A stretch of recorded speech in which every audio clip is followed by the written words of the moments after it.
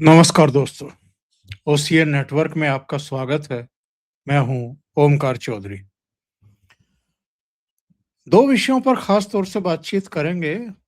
ममता बनर्जी की नौटंकी, पूरा ड्रामा जो कल कोलकाता में देखने को मिला और आज दिल्ली में देखने को मिला उनके सांसदों के द्वारा होम मिनिस्ट्री के बाहर पूरा मीडिया के सामने एक इवेंट बना करके ऐसा लगता है कि जैसे अब बस इसी के आधार पर ममता बनर्जी अपनी नैया को पार लगाना चाहती है। लेकिन अभी मामला हाई कोर्ट के सामने है, ईडी पहुंच गई है हाई कोर्ट। जिस तरीके से ममता बनर्जी रेड के बीच में घुसी, फाइलें, दस्तावेज वहां से उठा लिए। ईडी का कहना है कि बेहद महत्वपूर्ण दस्तावेज थे जिनको ममता बनर्जी ले गई उठा करके प्रतीक जैन के घर से भी और ऑफिस से भी। और ये कलकत्ता के पुलिस कमिश्नर की मौजूदगी में ये सब मुख्यमंत्री ने किया। हिंदुस्तान के इतिहास में ये पहला अवसर है जब किसी सेंट्रल एजेंसी की रेड हो रही हो, छापेमारी हो रही हो और राज्य का मुख्यमंत्री ही पहुंच जाए उसके ठीक बीच में और बाधा डालने की कोशिश करे, रोकने की कोशिश करे। ये बहुत सीरियस अपराध है। अब इस पर हाई कोर्ट का रुख क्या रहता है, सबकी निगाह उस पर है। लेकिन दिल्ली में जो बवाल हुआ उस पर भी, और आगे ये क्या मोड़ लेगा, इस पर चर्चा करेंगे। दूसरी बड़ी खबर जिस पर चर्चा करेंगे, लालू का पूरा परिवार लैंड फॉर जॉब वाले मामले में फंस गया है। फंसा हुआ तो पहले से ही था। अदालत ने आरोप तय कर दिए हैं, पूरे परिवार पर ही मुकदमा चलेगा। आज अदालत ने आरोप स्वीकार कर लिए, तय कर लिए और अब मुकदमा चलेगा। ये कितना संगीन मामला हो गया है। और सवाल तो लालू पर उठेंगे कि उन्होंने पूरे परिवार को ही जेल में सड़ने का इंतजाम कर दिया है। तो चलिए सीधे जुड़ लेते हैं अवनीश पीएन शर्मा जी के साथ और उन्हीं से समझने की कोशिश करते हैं। अवनीश जी, बहुत स्वागत है। नमस्कार सर। प्रणाम। सभी दर्शकों को भी नमस्कार। जी सर। अवनीश जी, कुछ दृश्य देख लेते हैं। बड़े बड़े मनोहर दृश्य हैं। चलो, ऐसा चलो, ऐसा चलो, आराम से चलो, आराम से चलो, आराम से चलो, आराम से चलो, आराम से चलो। क्या कहेंगे? शेम शेम अमित शाह, हाय हाय, इसी को लुटेरा डकैती करके हमारा इंफॉर्मेशन ले रहा है। क्या हो रहा है? देखो ये क्या कर रहे हो आप? अमित शाह को बुलाओ या ऑफिस में। बंगाल में क्या कर रहे हैं अमित शाह? अमित शाह क्या कर रहे हैं? हाँ, ये क्या चोरी कर रहे हैं? वो चोरी कर रहे हैं अमित शाह। हाँ, ये क्या? You are being detained now. You are being detained. You are being detained now. You are seeing what is happening with Amit Shah, Delhi police. You are seeing what is happening to MPs. Awanish जी, क्या कहेंगे इन अच्छे अच्छे दृश्यों के बारे में? Delhi police ने बताया टीएमसी के सांसदों को कि ये पश्चिम बंगाल नहीं है, ये कलकत्ता नहीं है, ये दिल्ली है, ये देश की राजधानी है। और आप एक सेंसिटिव एरिया में होम मिनिस्ट्री के सामने जाकर के ड्रामेबाजी करने की कोशिश कर रहे हैं जो नहीं होने दिया जाएगा। बिल्कुल सर, आज जो कुछ भी नई दिल्ली में हुआ है और गृह मंत्रालय के सामने हुआ है, उससे पहले जो कल हुआ, आपने अपने इंटरव्यू में बताया सर, कल जो कुछ भी हो रहा था, एक सिटिंग चीफ मिनिस्टर जो कुछ भी कर रही थी, मुझे याद आ गया ममता बनर्जी की उस पूरी हरकत को देखने के बाद कि इस देश में सिटिंग चीफ मिनिस्टर रहते हुए जयललिता भी जेल गई थी, लेकिन इज्जत बढ़ गई सर। मैं भर भर के कोसता था जयललिता जी को, उनके भ्रष्टाचार, और आपको याद ही होगा सैकड़ों हजारों जोड़ी सैंडलें, कितनी साड़ियां और क्या क्या। मुख्यमंत्री रहते हुए वो भी जेल गई थी। लेकिन एक शुचिता का पालन किया था। और सर, अभी आज हम लोग लालू प्रसाद यादव के किए हुए प्रारब्ध जो भी हैं उनका नतीजे पर बात करेंगे, लेकिन हकीकत यह है कि चीफ मिनिस्टर रहते हुए ही लालू प्रसाद यादव की भी गिरफ्तारी हुई थी, लेकिन मेरे मन में उनके लिए भी थोड़ी इज्जत बढ़ गई कल ममता बनर्जी को देखने के बाद, कि कम से कम उस व्यक्ति ने अपने मुख्यमंत्री पद का खड़ाऊ अपनी पत्नी ही को दिया सही, लेकिन उसके बाद वो जेल गए। हेमंता सोरेन के प्रति मेरी इज्जत बढ़ गई सर, कि अगर कोई विधिक कार्रवाई होती है, अदालत सम्मत होती है और जेल जाना पड़ता है चार्जेस के अगेंस्ट, तो भी उन्होंने एक राजनीतिक नैतिक शुचिता का पालन किया। और तो और सर, इस दौर के सबसे अराजक मुख्यमंत्री अरविंद केजरीवाल, जिन्होंने मुख्यमंत्री रहते हुए जेल के अंदर से सरकार तक चला ली, एक बार मैं उन्हें भी ममता बनर्जी के मुकाबले ठीक समझता हूं। क्यों? कारण क्या है सर? ममता बनर्जी कल कहां पहुंची थी? क्या वो ईडी की कार्रवाई टीएमसी के ऑफिस में चल रही थी? नहीं चल रही थी। क्या वो मुख्यमंत्री कार्यालय में चल रही थी? नहीं चल रही थी। क्या वो ममता बनर्जी के घर पर चल रही थी? अभिषेक बनर्जी के घर पर चल रही थी? उनके किसी सांसद, किसी मंत्री, किसी विधायक के घर पर चल रही थी? नहीं चल रही थी। वो कहां चल रही थी? वो आईपेक नाम की एक कॉर्पोरेट कंपनी, एक प्राइवेट कंपनी, आप उसे दर्शकों की आसानी के लिए मैं कह दूं, किसी सीए के ऑफिस पर, किसी सीए के घर पर वो रेड चल रही थी, जो किसी एक बड़े साहूकार का काम देखता है। प्रशांत किशोर की ये पुरानी कंपनी है, मालिक प्रशांत किशोर थे। प्रशांत किशोर ने इसे बेचा या इससे अलग हुए, जो भी मैटर है, ये हमारे डिस्कशन का पार्ट नहीं है। उन्होंने एक मिस्टर जैन को ये कंपनी सौंप दी। और कोयला घोटाले के मामले में जब ईडी क्या तलाशती है?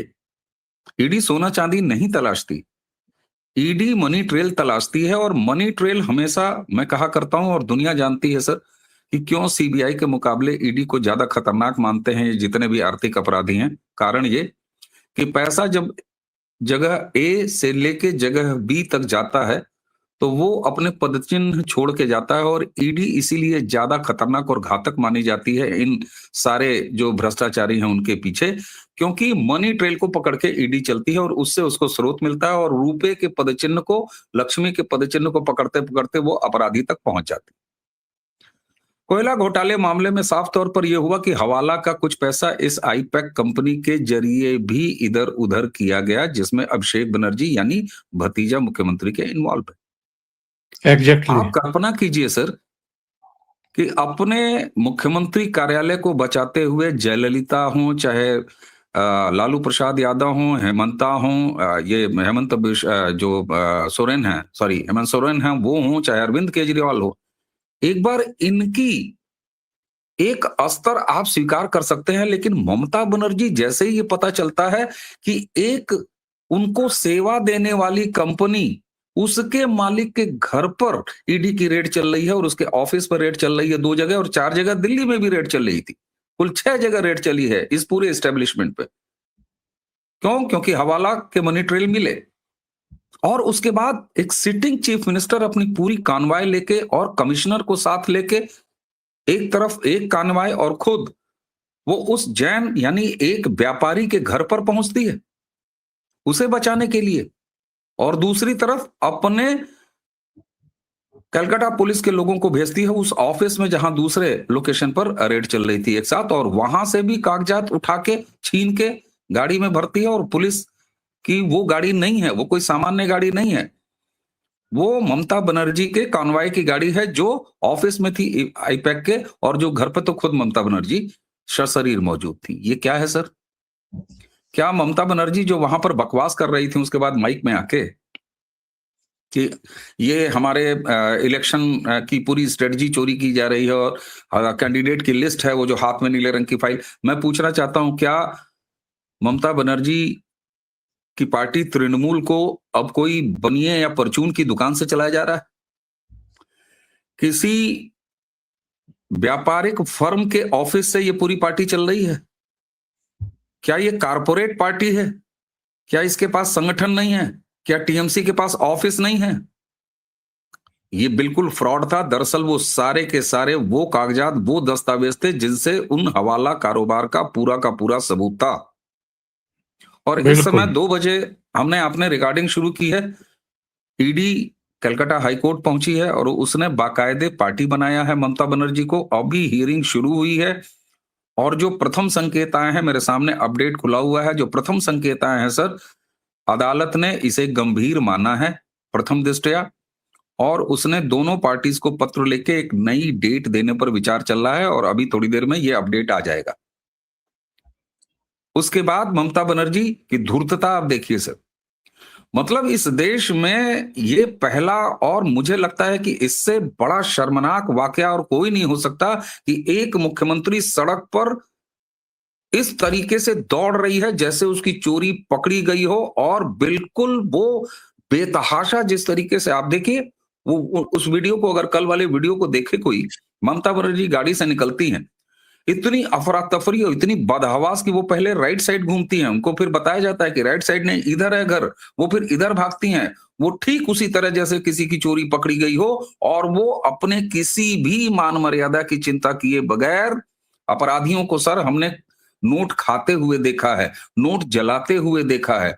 जब हाथ लाल हो जाते हैं तब मैंने भागते हुए देखा है। ममता बनर्जी की हरकत एक सिटिंग चीफ मिनिस्टर के रूप में इससे ज्यादा कल कुछ नहीं थी। इससे बड़ा सार्वजनिक रूप से अपने भ्रष्टाचार, अपने करप्शन का सबूत दिया है ममता बनर्जी ने, जो चीख चीख के चिल्ला रहा है। उसके वीडियो फुटेज मौजूद है।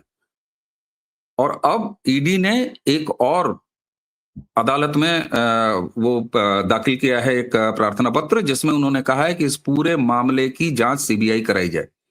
सीबीआई जांच की बात की है क्योंकि ईडी मनी मैटर्स की जांच करती है, उसको अपने लिए न्याय पाने के लिए कोर्ट जाना पड़ रहा है। इससे बड़ा शर्मनाक कुछ नहीं हो सकता। बहुत सारे लोग, मैं देख रहा हूं कि जहां भी इस तरह की बातें चल रही हैं वहां लोगों के कमेंट आ रहे हैं। अभी ईडी का मैं थ्रेड देख रहा था, ईडी ने भी बाकायदे कल इंग्लिश में अपडेट किया, एक प्रेस रिलीज किया, आज हिंदी में और बंगाली, इन तीनों लैंग्वेज में उसने अपडेट किया है कि क्या पूरी प्रक्रिया रही, किस लिए ये जांच चल रही थी, क्यों हम रेड मारे थे, और रेड हमेशा अनायास मारी जाती है। वहां कुछ लोगों ने, एक आध कमेंट में पढ़ रहा था वीडियो पे आने से पहले सर, लोगों ने लिखा कि साहब ऐसे कैसे हो सकता है, ईडी के खिलाफ भी कार्रवाई होनी चाहिए कि कैसे इतने महत्वपूर्ण सबूत और कागजात कोई उनके हाथ से उड़ा के ले गया। साहब ईडी कोई इन्फोर्समेंट डायरेक्टरेट है, वो मनी ट्रेल के लिए काम करती है, वो असलहे लेके कहीं ईडी नहीं जाती। बहुत ज्यादा होता है तो वो लोकल सपोर्ट मांगती है, और जो ममता बनर्जी अपने कमिश्नर, अपने पुलिस से डॉक्यूमेंट छिनवा रही है, उस ममता बनर्जी से इस तरह की अपेक्षा करना कि वो पुलिस का सपोर्ट दे देंगी ईडी की कार्रवाई के लिए, नहीं संभव है। और मैं अब बता रहा हूं सर, ये सारी स्थितियां अंततः ममता बनर्जी को उस तरफ ले जा रही हैं जहां जाने से, जो करने से नरेंद्र मोदी या गृह मंत्रालय अब तक बच रहा था, ये स्वतः अपने आप जा रही हैं। आपको ध्यान होगा सर, एसआईआर पर बात करते हुए मैंने आपसे 2-3 चीजें कही थी कि ममता बनर्जी के आगे कुआं और पीछे खाई है। एसआईआर की लड़ाई वो हार चुकी है। एसआईआर के समय उन्होंने ये कहा था कि एसआईआर हम होने नहीं देंगे। एसआईआर हुआ।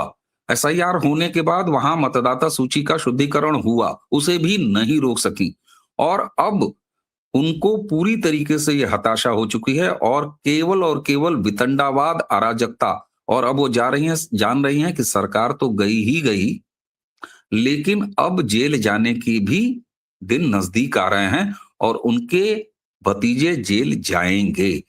निश्चित तौर पर ममता बनर्जी इतनी श्रूड और स्मार्ट तो हैं कि उन्होंने अपनी छाया दूर रखी होगी, लेकिन जिस तरीके से कल वो बदहवास नजर आ रही थी और जिस तरीके से वो बिल्कुल इस तरह हरकत है कि मैं उसको अगर देशज की लैंग्वेज में कहूं तो एक सिटिंग चीफ मिनिस्टर बिल्कुल चिरकुटा ही कर रही थी सर। इससे बड़ा तमाशा कुछ नहीं हो सकता। प्रतीक जैन और के घर पहुंची, घर से निकल करके सीधे उसके ऑफिस की दौड़ लगाई। यानी दोनों जगह कुछ ऐसे दस्तावेज रखे गए थे उनके द्वारा या उनकी सरकार के द्वारा या उनकी पार्टी के द्वारा। इनको आशंका थी कि रेड होगी तो यहाँ नहीं होगी, दूसरी बिल्कुल जगहों पर होगी, लेकिन बिल्कुल सर, और ईडी ये सामान्यतः होता है। सीधे वहीं पर। जी। ये सामान्यतः होता है सर। अपराधी जो होते हैं ना, वो अपनी चीजें या तो बेनामी संपत्तियों के नाम पर रखते हैं या फिर ऐसी जगहों पर छुपा के रखते हैं कागज पत्र जहां पर उनको लगता है। अब देखिए, अक्सर क्या होता है कि जब कोई आर्थिक घोटाला होता है तो सीएस वगैरह के यहाँ भी रेड पड़ती है, लेकिन यहाँ सीए के यहाँ नहीं रखा गया, चार्टेड अकाउंटेंट के यहाँ नहीं रखा गया। यहाँ किसके यहाँ रखा गया कि वो एक पॉलिटिकल एडवाइजरी फर्म है जो इनको राजनीतिक सेवाएं देती हैं, तो इनको कल्पना रही होगी कि यहां तो नहीं रखेंगे, और इसीलिए ममता बनर्जी उन डॉक्यूमेंट्स को, हार्ड डिस्क को लेके जा रही है जब, तो कह रही है इसमें हमारे कैंडिडेट की लिस्ट है। अरे मैं पूछता हूं कि एक पॉलिटिकल एडवाइजरी फर्म, आप कैसे चुनाव लड़ेंगी, किस तरीके से आपका प्रचार चलेगा, किस तरीके से आपकी स्ट्रेटजी चलेगी, ये डिसाइड करती है। ममता बनर्जी किसको मूर्ख बना रही है? कैंडिडेट और प्रत्याशियों की लिस्ट वो किसी एडवाइजरी फर्म के पास रहती है। अगर ऐसा ही है तो ममता बनर्जी के सारे विधायकों को और उनके कार्यकर्ताओं को उनका गिरेबान पकड़ना चाहिए कि आपकी पार्टी, हमारी पार्टी चला कौन रहा है? एक व्यापारी चला रहा है, एक कारपोरेट कंपनी वाला चला रहा है, एक एडवाइजर चला रहा है, एक कंसल्टेंसी फर्म चला रही है पूरी की पूरी तृणमूल। ये किसे मूर्ख बना रही है? निश्चित तौर पर वो सारे ऐसे डॉक्यूमेंट्स थे। और एक चीज और, अदालत में, हाईकोर्ट में जो रेड डाली है ईडी ने, उसमें उसने लिस्ट ऑफ डॉक्यूमेंट की एक डिटेल दी है कि ये डॉक्यूमेंट हमने वहां पाए हैं, और इस बात के फिजिकल सबूत मौजूद हैं, वीडियो मौजूद है कि ममता बनर्जी वो सारे कागज ले गई। वो सारे कागज अब कहां गई? ममता बनर्जी ने अपने घर, अपने भतीजे के घर को रेड डलवाने के लिए इनवाइट कर लिया है ईडी को। हमें उम्मीद है कि हाईकोर्ट इसमें डिसीजन जरूर कुछ ऐसा देगा, क्योंकि गंभीर तो उसने प्रथम दृष्टया मान लिया है। अब आते हैं सर, ये दिल्ली में जो तमाशा हो रहा है होम मिनिस्टर के ऑफिस के सामने, सर ये चाहे डेको ब्रायन हो, चाहे महुआ मोइत्रा हो, ये सारे लोग अपनी मालकिन के प्रति स्वामी भक्ति प्रदर्शित कर रहे हैं, इससे ज्यादा और कुछ नहीं। और अगर आप ममता बनर्जी की पूरी राजनीतिक लाइफ को देख लीजिए, आप तो शुरू से उनको ट्रैक कर रहे हैं। ज्योति बसु के कार के बोनट पर कूदकर अपना राजनीति चमकाने वाली, यही तो ममता बनर्जी का स्वभाव है। और उस समय उनके पीआर और जो इकोसिस्टम के लोग थे, उन्होंने उनको क्रांतिकारी महिला बताया, तेवर वाली महिला बताया। अराजकता से वो चुनाव जीतती रही हैं, वोट चोरी नहीं, वोट डकैती करके वो चुनाव जीतती रही हैं, गुंडई के बल पर चुनाव जीतती रही हैं। और एसआईआर के बाद जो और बाकी कदम इलेक्शन कमीशन बंगाल के चुनाव को लेकर उठा रहा है, 4000 सेंट्रल पर्यवेक्षकों की तैनाती, आपत्तियों के निस्तारण के लिए शून्य रिटर्न आना, जो कि 1 करोड़ के लगभग जो ऐसे मतदाता थे जिनके ऊपर संदेह था, उनमें से ऑलमोस्ट जीरो रिटर्न हो रहा है कागज के साथ। तो एक लंबा और अच्छा उनका जो फर्जी वोट है वो गायब हो गया। 4000 पर्यवेक्षक इलेक्शन कमीशन ने वहां पर तैनात किए। उसके अलावा ग्रामीण इलाकों में ये जो गुंडई करती थी टीएमसी के बदौलत, अपने गुंडों के बदौलत, वो तो ठीक, उसको तो रोका ही जा रहा, लेकिन उसके साथ जो अर्बन एरियाज हैं, एक कटु सत्य है बंगाल का सर, जो इवन कलकत्ता के जो मल्टी स्टोरी बिल्डिंग्स हैं, जो सोसाइटीज थी, गेटेड सोसाइटीज जो थी, वहां भी टीएमसी के गुंडे बिल्कुल रूरल बंगाल की तरह तैनात हो जाते थे और उनको वोटिंग के लिए जाने नहीं देते थे। इलेक्शन कमीशन ने छोटे छोटे मतदान केंद्र बनाए हैं मल्टी स्टोरी बिल्डिंग्स में, और जो रिहायशी इलाके हैं वहां पे। ये सारी स्थितियां, और उसके ऊपर सर बांग्लादेश में हो रहा जितना भी हिंदुओं के प्रति अत्याचार है, बंगाली अपनी खुली आंखों से बंगाल में बैठ के देख रहा है। पिछली बातचीत पे मैंने आपसे बताया था, मेरे निजी सूत्रों के आधार पर एक एक घर के अंदर ये सेंटिमेंट पैदा हो चुका है कि अब ममता बनर्जी को अगर एक भी चांस मिला तो वो पूरे बंगाल की डेमोग्राफी बदल के रख देंगी, और बंगाल में हिंदुओं की हालत वही होगी जो बांग्लादेश में हो रही है। इसलिए ममता बनर्जी के पास अब इसके अलावा कुछ नहीं है। चुनाव और राजनीति तो उनकी समाप्त तो हो रही है, ये अच्छी जानती हैं। अब सिर्फ वो इस बात की कवायद कर रही हैं कि थोड़ा सा विक्टिम कार्ड, थोड़ी सी अराजकता, थोड़ी सी अगर उनको कहीं से सहानुभूति मिल जाए, उसकी तलाश में है, और साथ ही उनका प्यारा भतीजा, उनका पूरा भ्रष्टाचार वो न खुल जाए और जेल न चला जाए, इसको बचा रही हैं। लेकिन मैं एक बात के लिए साधुवाद दूंगा, बहुत सारे लोगों को ये अपेक्षा होगी और शिकायत भी रहती है कि 356 मोदी जी क्यों नहीं लगा रहे, कब नहीं लगा रहे। लेकिन मैं सर एक चीज मानता हूं, 356 या राष्ट्रपति शासन सर्वोत्तम इलाज है, मैं ये मानता हूं।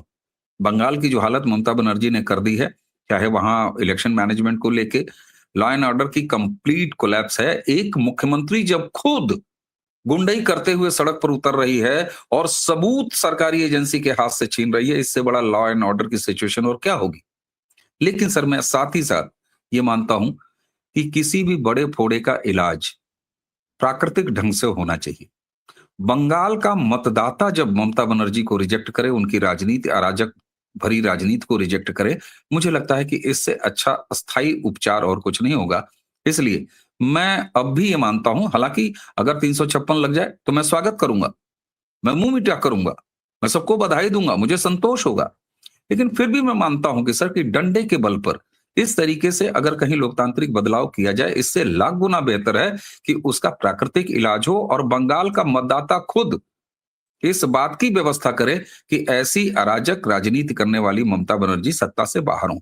ये मुझे ज्यादा बेहतर लगेगा और इसकी आशा तब और मुझे मजबूत होते हुए दिखाई देती है जब आपके इलेक्शन कमीशन, एक संवैधानिक बॉडी ने अच्छे तरीके से सफल SIR करा के मतदाता सूची का एटलीस्ट शुद्धिकरण कर लिया है। और अगर मतदाता सूची की शुद्धता सुनिश्चित हो जाएगी तो ममता बनर्जी जैसी अराजक लोग और फर्जी तरीके से चुनाव जीत के आने वाले वो सत्ता से बाहर हो जाएंगे।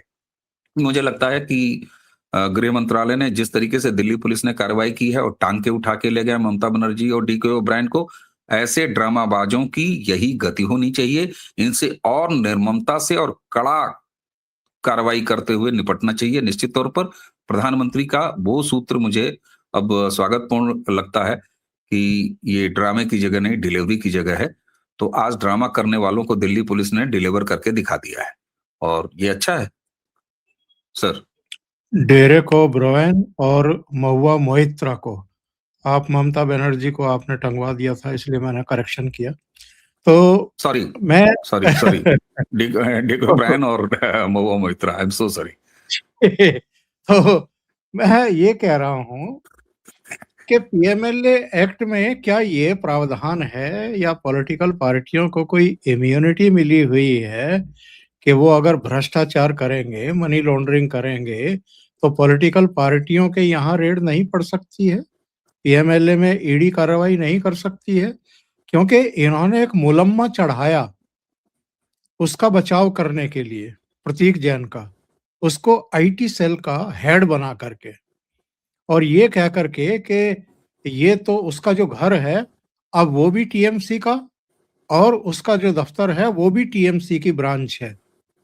तो आप पॉलिटिकल पार्टी के रंग में रंग करके अगर किसी ने भ्रष्टाचार किया है, अगर मनी लॉन्ड्रिंग में वो वांछित है, उसके खिलाफ जांच एजेंसी वहां तक पहुंची है, तो उसके यहाँ क्या उसको इम्यूनिटी मिली हुई है कि उसके यहाँ रेड नहीं हो सकती?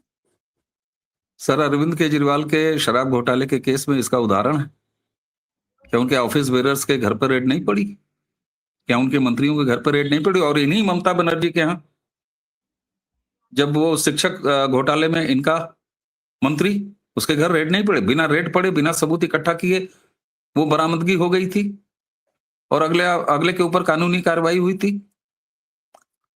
और आज ये स्पेशल कोर्ट बनी होगी, लेकिन क्या लालू प्रसाद यादव वो पॉलिटिकल व्यक्ति नहीं थे? महाराष्ट्र में अनिल देशमुख के गृह मंत्री रहते हुए उसके यहाँ रेड पड़ी है। नवाब मलिक के मंत्री रहते हुए रेड पड़ी हैं। रेड पड़ी तो कहां इम्यूनिटी मिली हुई है सर? और ये बताता है कि ममता बनर्जी की चोरी पकड़ी गई है और उस चोरी को पॉलिटिकल मुलम्मा, और मैं कहता हूं कि जैन आपकी पार्टी का अध्यक्ष हो जाए, आप बना दीजिए उसको, IT सेल छोड़ दीजिए, आप पार्टी का अध्यक्ष बना दीजिए। लेकिन अगर हवाला कारोबार आपके पार्टी का अध्यक्ष कर रहा होगा तो उसको इम्यूनिटी मिली हुई? बिल्कुल नहीं मिली हुई। ममता बनर्जी की ये छटपटाहट ये बताती है कि वो घबराहट में उठाए गए कदम हैं इनके, और केवल वो अब बदहवासी की स्थिति में है। तो अब वो चाहे कितना भी पॉलिटिकल कवर फायर दें उस जैन को और उसके किए कुकर्म को, ये बचने वाली नहीं है। और ED के सबूत सर अकाट्य सबूत होते हैं। अगर किसी भ्रष्टाचारियों ने, अगर किन्हीं भ्रष्टाचारियों ने सबसे ज्यादा मार खाई है तो वो ईडी से खाई है। ईडी से हड्डियां कांपती हैं सर इनके, क्योंकि वो जानते हैं कि ईडी का सबूत ऐसा सबूत होता है। और अब ईडी ने एक कदम और आगे बढ़ के इसमें क्रिमिनल कॉन्स्पिरेसी की जांच, क्योंकि ईडी उसके लिए सक्षम एजेंसी नहीं है कि वो क्रिमिनल कॉन्स्पिरेसीज की जांच करे, तो इसलिए खुद ईडी ने इनिशिएट किया है कोर्ट में कि हम इसमें सीबीआई इंक्वायरी भी चाहते हैं। ममता बनर्जी गले तक फंस चुकी हैं और बहुत सारे लोगों को आशंका होगी गृह मंत्रालय के काम करने के तरीके पर। मैं पूरी तरह आशान्वित हूं कि सर्वोच्च कार्रवाई और अंतिम मुहाने पर पहुंची हुई कार्रवाई, गृह मंत्रालय जिस तरीके से गंभीर है, उस गंभीरता को बहुत जल्द रिजल्ट के रूप में परिवर्तित होते हुए हम सारे लोग देखेंगे। इसका सबसे ज्यादा एहसास ममता बनर्जी को स्वयं है। अवनीश जी, अब जरा चलते हैं कि लालू परिवार जो है वो पूरे का पूरा लैंड फॉर जॉब घोटाले मामले में आकंठ फंस चुका है। आरोप तय कर दिए हैं कोर्ट ने, सब पर चलेगा। तेज प्रताप का नाम भी मैं देख रहा था, तेज प्रताप भी कोर्ट में मौजूद थे, बस राबड़ी और लालू नहीं थे। हो सकता है स्वास्थ्य कारणों से उनको छूट मिली हो या नहीं पहुंचे हो, बाकी सारा परिवार अदालत में मौजूद था। प्रिवेंशन ऑफ करप्शन एक्ट के सेक्शन 8, 9, 11, 12, 13 ये सब लगे हुए हैं। 7 साल की सजा का प्रावधान है। 467, 468, 471 भी है। कुल मिलाकर के अधिकतम सजा 10 साल तक हो सकती है, और सारी सजाएं साथ भी चली तो भी 10 साल का तो मामला बनता है। तो लालू यादव ने जो कुछ किए हैं कर्मकांड, अब सारे परिवार को ही जेल भेजने का इंतजाम कर दिया उन्होंने। बिल्कुल सर, इसमें जो रेल फॉर ये जॉब वाला जो घोटाला था, इसमें कुल 103 आरोपी थे। 103 में से 5 लोगों की मृत्यु हो गई थी चूंकि, तो 98 बचे। 98 में से 52 को बरी किया है और 46 पे आरोप चार्जेस जो हैं वो फ्रेम किए हैं। आपने कहा सर इसमें तेज प्रताप, लेकिन तेज प्रताप दरअसल इसमें नहीं शामिल है। लालू यादव की जो फैमिली है उसमें लालू खुद, राबड़ी देवी, तेजस्वी, मीसा भारती और हेमा यादव, परिवार से इतने लोग हैं। तेज प्रताप नहीं है। और बाकी आपने बता ही दिया क्या होना है उसमें। ओपन एंड शट केस है, रेलवे के बहुत सारे अधिकारी हैं, बिल्कुल सारे एविडेंसेस क्लियर हैं। तो लैंड फॉर जॉब मामले में तो बिल्कुल साफ तौर पर इनको सजा होनी है। और तेज प्रताप को इस बात का एहसास था और तेज प्रताप ने इसीलिए, ये सारे लोग मजबूर हुए। और वहां तेजस्वी की अपनी जलन भी थी। तेजस्वी को ये भविष्य पता था कि पिताजी जी, इंडिया टीवी इतनी बड़ी गलती कैसे कर सकता है?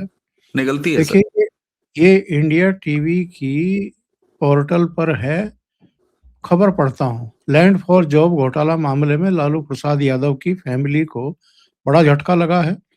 कोर्ट में लालू के पूरे परिवार पर आरोप तय हो गए हैं। परिवार के मुखिया लालू यादव, उनकी पत्नी राबड़ी देवी, बेटी मीसा भारती पर आरोप तय कर दिए गए हैं। इसके अलावा बेटे तेज प्रताप, बेटे तेजस्वी और बेटी हेमा के खिलाफ भी आरोप तय हो गए हैं। ये जान लें कि लैंड फॉर जॉब मामले में कुल 98 आरोपियों में से 52 लोगों को कोर्ट ने आरोप मुक्त भी किया है।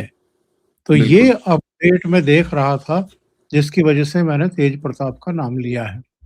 नहीं, बिल्कुल सही है सर, लेकिन हकीकत यह है कि तेज प्रताप नहीं है। आप याद कीजिए, इससे पहले भी जब ये इनिशिएट हुआ था राउज एवेन्यू में, तब हमने और आपने ही चर्चा किया था। और उसमें इस एंगल पर चर्चा करते हुए मैंने ये कहा था कि ये भला हो प्रारब्ध देखिए सर, क्योंकि उस समय अभी बिहार इलेक्शन चल रहा था और बिहार इलेक्शन में तेज प्रताप अलग पार्टी बना के अपना इलेक्शन लड़ने की तैयारी कर रहे थे। और मैंने ये बड़े साफ तौर पर कहा था कि इस पर हम लोगों की चर्चा हुई थी कि देखिए तेज प्रताप बेचारे कैसे बच गया। और तेज प्रताप का ये प्रारब्ध था, और वरना तो लालू के पुत्र होने के नाते तेज प्रताप को भी इसमें आना ही आना था। और रोहिणी आचार्य भी बच गई हैं और बाकी 2 बेटियां भी बच गई। 9 बेटियां हैं, 9 बेटियों में से केवल 3 ही बेटियां हैं इसमें। नहीं, रोहिणी नहीं बची है, सॉरी, रोहिणी है। 1 मिनट सर, रोहिणी है इसमें, तेजस्वी नहीं, रोहिणी नहीं है, राबड़ी है, तेजस्वी, मीसा भारती और हेमा, ये इतने लोग हैं। रोहिणी आचार्य भी बच गई है। सर देखिए एक्चुअली अब लालू प्रसाद यादव के परिवार के अंदर ही आप देखिए ये जो विघटन हुआ है, इन विघटन में ये साफ था कि परिवार के अंदर ये बातें चल रही थी। परिवार को ये पता था, तेजस्वी को ये पता था कि पिताजी ने हमको फंसा दिया है, हमारा नाम तो आ गया, हम तो जाएंगे ही। माताजी एक बार फिर नपेंगी, मीसा भारती भी नपेंगी, हेमा भी नपेंगी। हेमा राजनीतिक परिदृश्य से, चर्चाओं से बिहार इलेक्शन में बाहर थी, लेकिन आप देखिए एक पूल में हमेशा लालू प्रसाद यादव, चाहे मजबूरी में या जैसे भी, राबड़ी देवी, तेजस्वी यादव और उनके साथ मीसा भारती हमेशा एक पूल में खड़े रहे हैं। ये साफ दिखाता है कि इस केस को लेके, इसके जेल जाने के भविष्य को लेके ही परिवार के अंदर अलग अलग खेमे बट गए थे। उसमें से रोहिणी आचार्य के साथ जो हुआ वो आपने देखा ही, तेज प्रताप के साथ जो कुछ हुआ वो सबने देखा ही।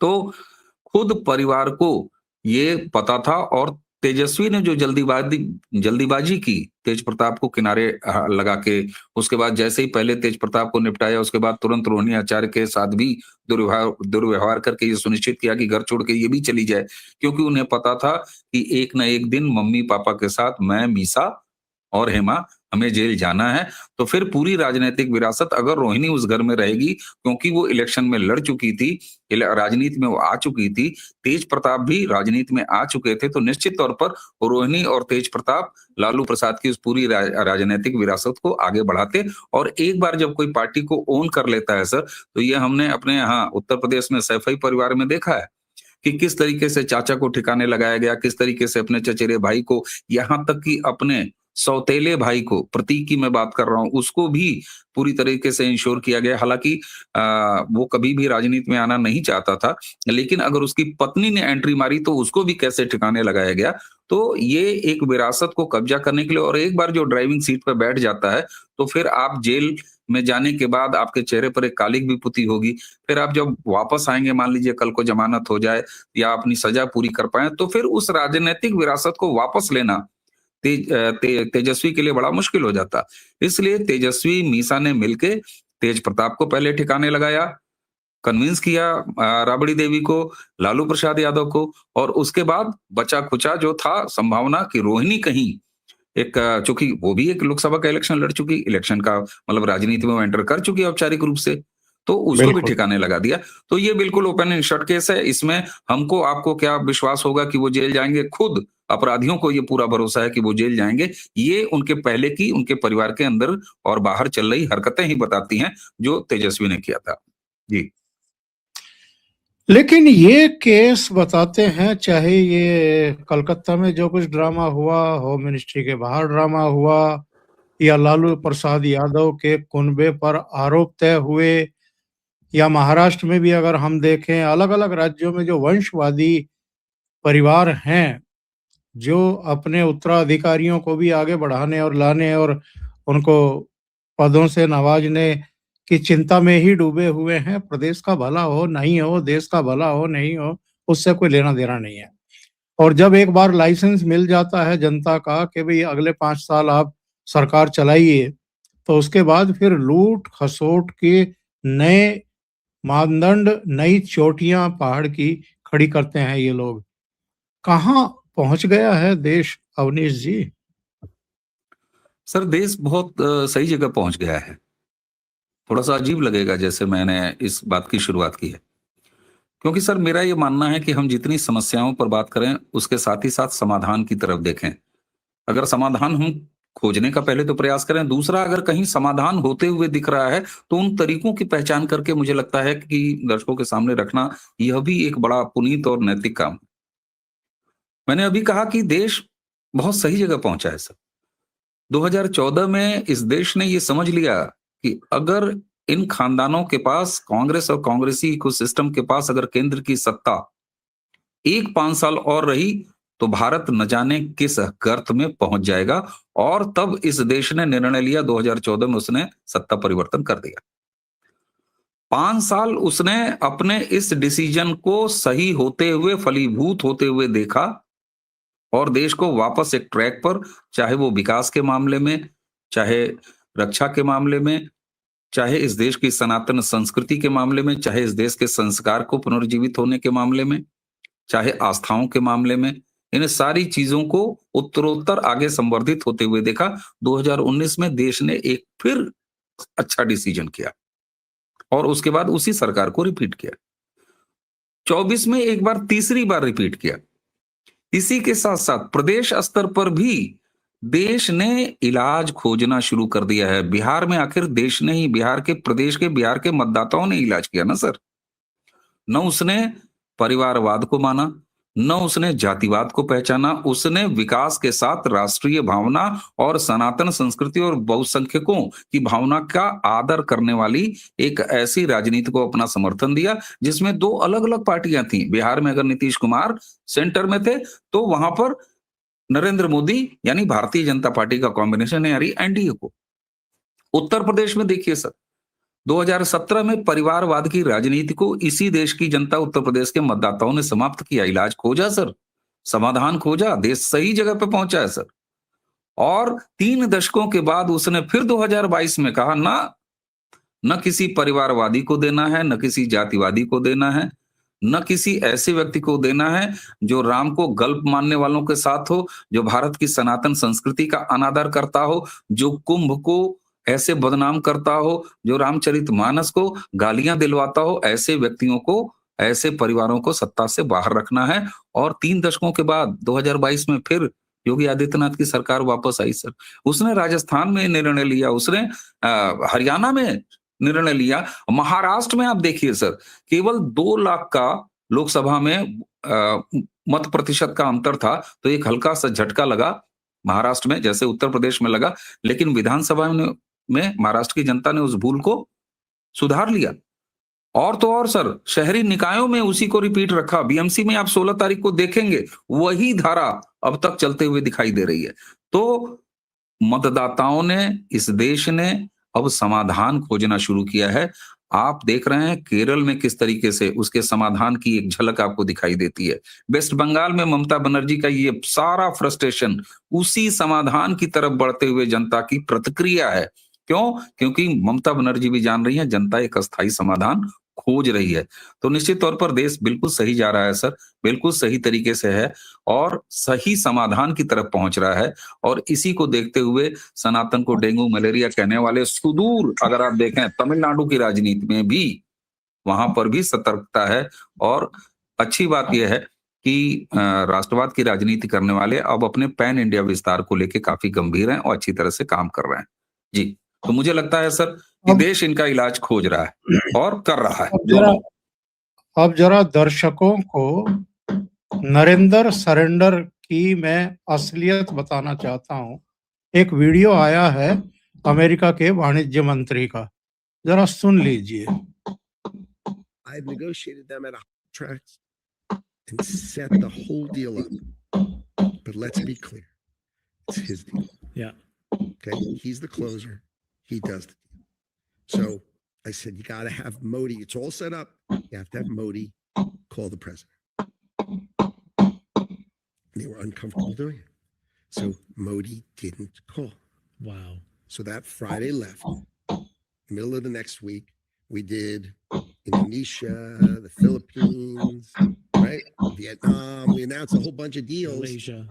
So we did these whole bunch of deals. So that's like, That staircase. and they were at, and because we negotiated them and assumed India was going to be done before them, I had negotiated them at a higher rate.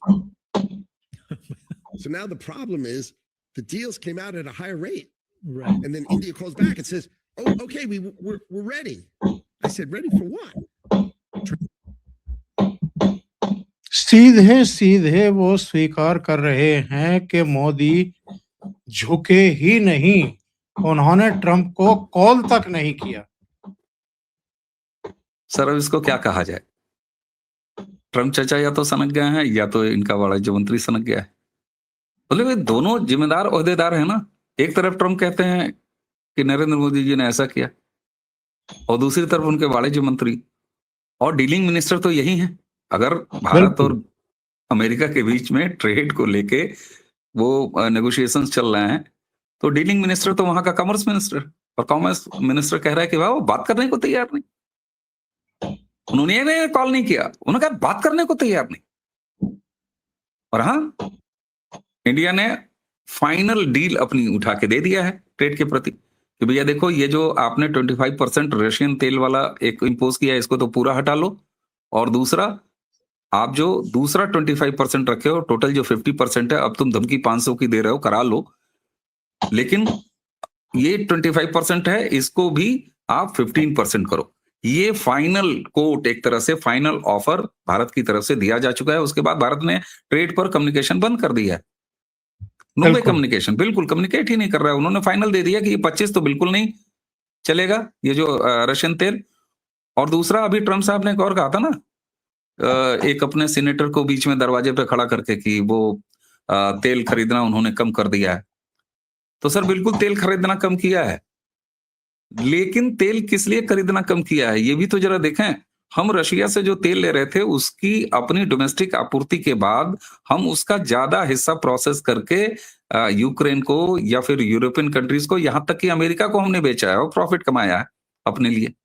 लेकिन कब? 2020-21 में, जब international prices जहां थी उस पर जितना हमको डिस्काउंट देता था रशिया, तो उसने मैक्सिमम हमको $18-19 तक प्रति बैरल डिस्काउंट दिया है। लेकिन एक बार फिर अब जो है $2 का डिस्काउंट रशिया दे रहा है। तो जब उसने अपना डिस्काउंट जो है लोएस्ट कर दिया, तो हमने थोड़ा सा, और ये सामान्य सी बात है सर कि जब आपको कहीं से छूट ज्यादा मिलता है, डिस्काउंट ज्यादा मिलता, जब डिस्काउंट ज्यादा मिला तो हमने ज्यादा तेल खरीदा। जब वो डिस्काउंट कम करते गए, और इस समय रशियन तेल पर उनकी तरफ से डिस्काउंट सबसे लोएस्ट है $2 प्रति बैरल। इससे इसका जो नेक्स्ट लोएस्ट था वो $3 था, और ये हाईएस्ट गया था $18 तक। और बीच में उन्होंने $8 प्रति बैरल दिया, $10 दिया, $18। जब 18 दिया तो हमने हाईएस्ट ऑयल परचेज किया उनके यहाँ से। तो ये तो सामान्य सा बिजनेस व्यवहार है, इसमें ट्रम्प का कहां से कोई मामला आ गया? ये अलग बात है सर कि हम हमारे यहाँ जो है किसी वजह से अपना दरवाजा बंद रखें, और कोई पड़ोस का एक बड़बोला आदमी कहे कि साहब देखिए मोहल्ले का बड़बोला, हमारे डर से उन्होंने अपना दरवाजा बंद कर दिया। अरे हमने कुत्तों के आने से रोकने के लिए अपना दरवाजा बंद किया भाई, बड़ा बाढ़ लगाई है। तो ट्रम्प की स्थिति सर इस समय दूसरे लेवल पर जा रही है, और उनके यहाँ कंट्राडिक्शन भरे पड़े हैं।